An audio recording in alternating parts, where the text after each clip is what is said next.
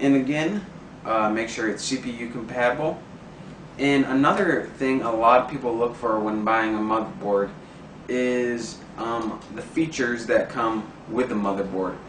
For example, as you can see, this one has two USB ports. I don't know if you can see it, but just take my word for it, it does. Another thing people like is it to come with a FireWire port, which some motherboards do, some don't. And they also look for built-in audio and video.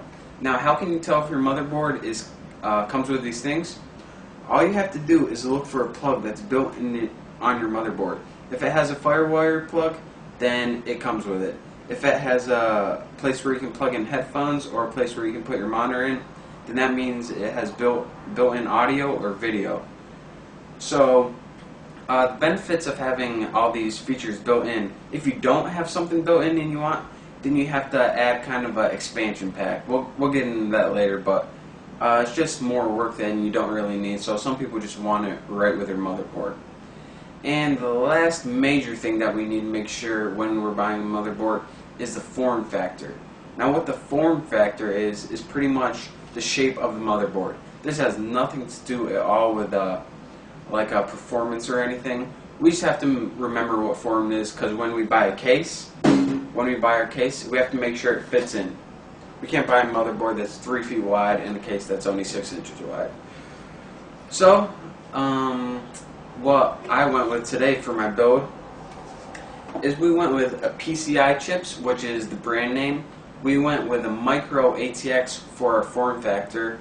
Our front side bus is 1000 megahertz, which is a pretty sweet front side bus. And I also got onboard audio and video, which means we don't need any expansion. Our audio and video is built right in, so that's very handy. So now that we got our motherboard picked out and we learned the basics of choosing a motherboard, now one point I want to stress is the main thing with a motherboard is the compatibility with other parts.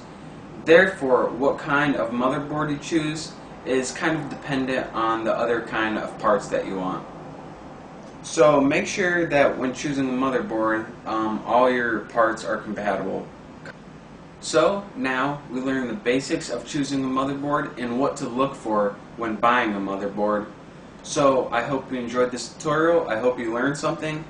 And again, make sure you're watching these tutorials in high def.